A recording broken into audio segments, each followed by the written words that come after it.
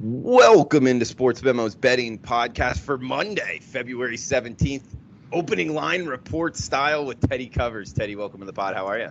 I'm doing all right this Monday. Drew, how about yourself?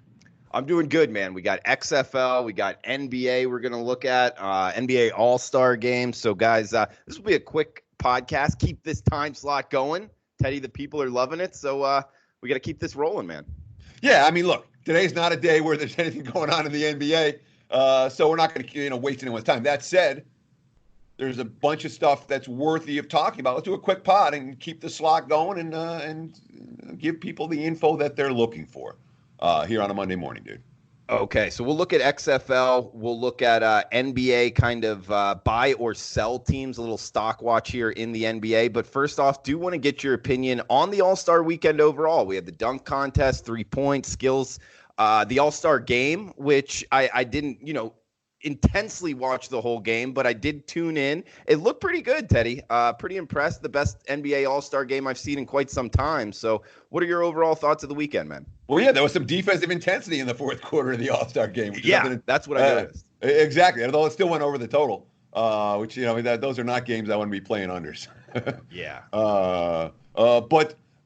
And unfortunately, we talked last Monday. Of course, I'm doing the Wager Talk show every Friday on the Sports Grid Network with Ralph. We went through all the props and I was talking about Bam Adebayo as a bet-on guy in the skills challenge. He ended up having the longest odds and winning it, which was a nice little score. I thought that Jones was going to be live in the dunk contest, and despite the controversy, he ended up winning that one. I like Davis Bertans in the three-point shootout, and after a real strong opener, he didn't get there for the final. But I'll take 2 out of 3 recommendations on those. As for the game itself, look, I mean, Team LeBron's roster looked better than Team Giannis's roster on paper. But the betting markets were all over it. Nothing but money for the favorite. I mean, big money coming to the favorite yesterday, and obviously they needed to rally from behind in the fourth quarter just to steal the win. They did not sniff a point spread cover. Entertaining weekend for the NBA. Really was, and from a betting standpoint, there were certainly some opportunities out there. Hope you were able to cash in on a few of them. And he's Teddy Covers on Twitter at Teddy_covers. Plays are up at sportsmemo.com. Teddy, we got NBA stock watch here, buy or sell teams. What's a buy team you're looking out of the break? So, and this is a team that I've been biding my time. I think the Indiana Pacers are a team that is legitimately capable of making noise in the Eastern Conference. And, of course, Oladipo came back, and they immediately lost their first 5 straight up and against the spread. And part of that was they were up against a very, very tough scheduling stretch. Part of that was the acclimation of Oladipo coming back in the lineup. Part of that was some other injuries that they had during that span. But here's a team, they're 32-23 right now. They're sitting with the number 6 seed in the Eastern Conference. And all I hear when people talking about the East, the Bucks, the Raptors, the Celtics, the Heat, the Sixers. I never hear anybody talking about the Pacers.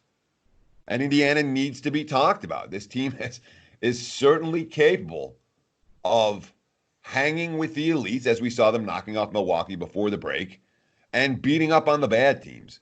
And in a loaded Eastern Conference, the top, I mean, even Brooklyn is a team that has to be considered, amongst the, I mean, I don't know if they're a contender this year, but amongst the 6 teams we're talking about, Indiana's the one that's getting the least hype. They're every bit as good as the rest.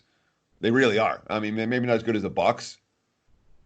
There's not another team in that group that Indiana can't hang with or beat.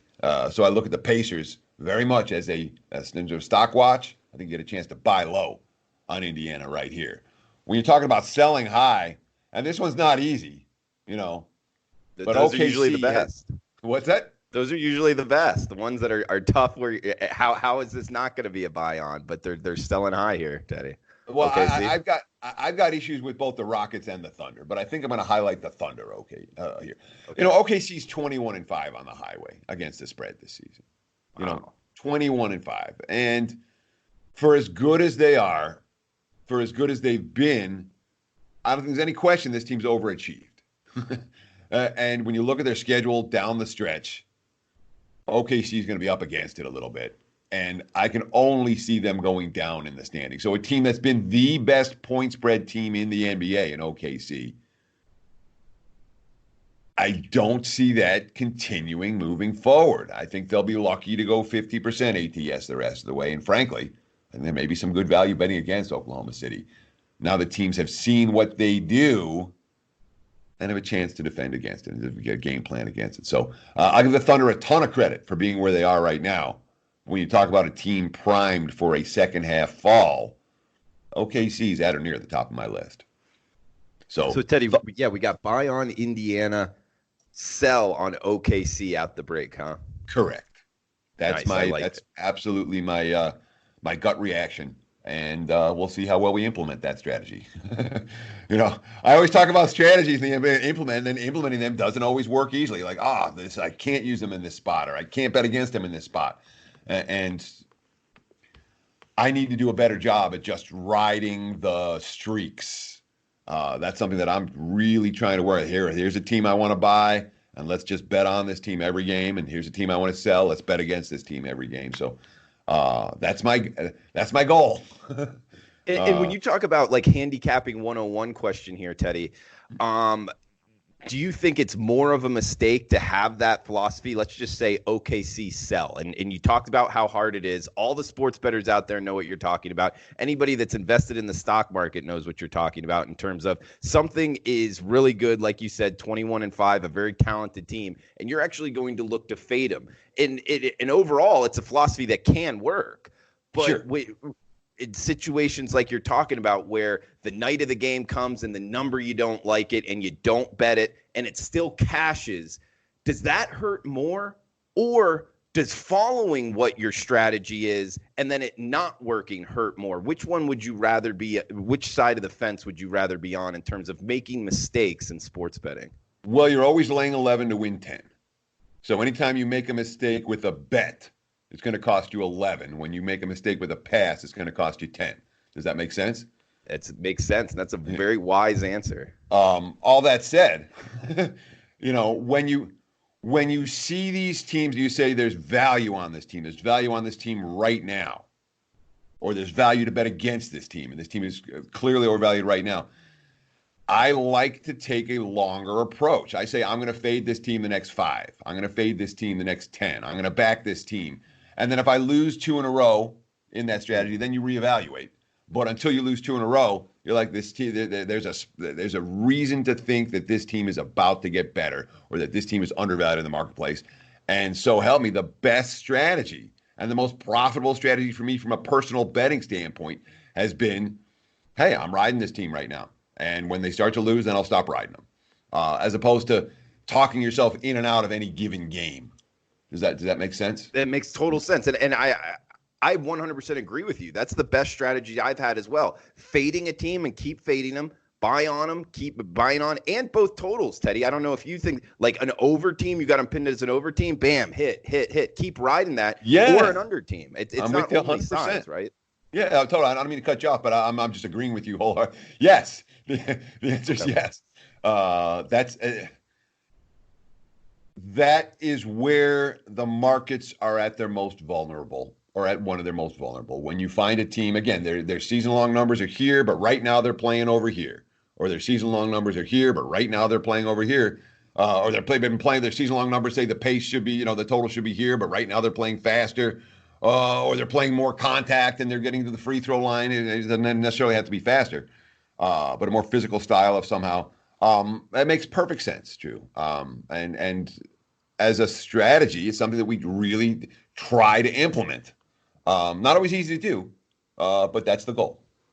All right, Teddy. And Teddy, there's something we haven't thrown out here in a while. Teddy's Text Club. Is there any information out there that we should be throwing out to the listeners? This is really key. And you have the number to text it to because I don't have it off the top of my head. What we're doing, we're taking an interest list, all right?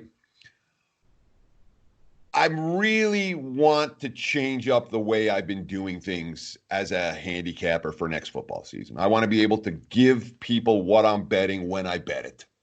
And the way to do that is not to do write-ups and post plays. This is what I just bet and text it out.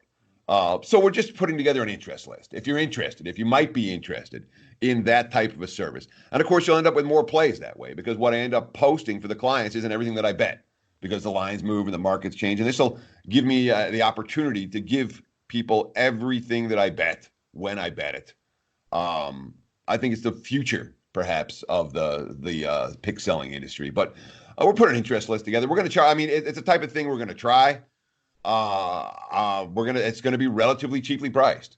We're not talking about hundreds of dollars a month. It's going to be, and I would think it'll be a 2D. The price point we were talking about was $99 a month or something like that. And I don't want to guarantee anything. This is all just interest list. But if you're interested, we're just putting together an interest list, see if this is viable. What do they text, Drew? You have that in front of you because I don't have it in front of me. I do not. I got the email from our good buddy Johnny to throw it out there. He thought that you might know it, but we'll tweet it out from the Out Sports Memo Twitter handle, and we'll definitely know it on next week's show. How about that, Teddy? You don't have that info? Oh, Drew, you're killing me over here. We'll tweet it out. I know you text something 33222, but I don't know what the heck you're supposed to text. Actually, I think that's it. Maybe it is, but Teddy, we'll have to jump on this grenade, man. We're not going to do it live. Keep finding that, and I'll just talk. For the sake of good podcast content, we'll have to just leave it at that. But Teddy, we got $9 Monday, sportsmemo.com and wagertalk.com. So check that out, guys. Also, remember $2 Tuesday, one play on Tuesday. $9 Monday is for the whole website. So check it out. Any play on the board. Teddy's got one up. I got one up. Check them out, guys. Tonight's college basketball is up there, sportsmemo.com. Teddy, we got XFL and, the NFL opening line report here. This is the segment. Try to keep it going here. And XFL numbers are up. Hats off to these sports books, man, getting them out. I'm pretty surprised. I always thought that they would kind of take the foot off the gas with some of these new leagues here, Teddy. But start off top of the card here. Actually, just get your overall thoughts here. Week 1, or week 2, of the XFL. Anything you want to just throw out there before we just throw out the lines real quick? Yeah, I watched a fair bit this weekend. Boy, DC's defensive line blew up that game. And again, when you're talking about a new league, you control the line of scrimmage, you win games. And to say that DC controlled the line of scrimmage, the Guardians' offense had no chance in that ball game. And DC, I mean, unfortunately, we're seeing it in the markets this week. And we saw it last week when the money came on DC. But they have clearly shown themselves to be as good defensively as any team in the league. And the markets aren't sleeping on that. What's it, 2 games now? Tampa still hasn't scored an offensive touchdown. Yeah, they're not got one good. On D. But that is not another offensive line that just isn't working to open the season. And do we have a star quarterback now in Brandon Silver? Silver's made some plays this weekend. XFL might have their first star. The Silvers. PJ Walker. Yes, PJ Walker. Houston, I like Brandon Silver too. I think he's a little underrated, but yes, PJ Walker seems to be the star of the show so far. Yeah, Walker's been impressive. And both with his legs and with his feet. And again, this is the guy who at Temple, I always thought he was a ham and egger. He's not a guy with an NFL arm. He's not a guy that's going to do anything. But he in the combine he did well. He got drafted. He got more hype and more chances than I thought that he would.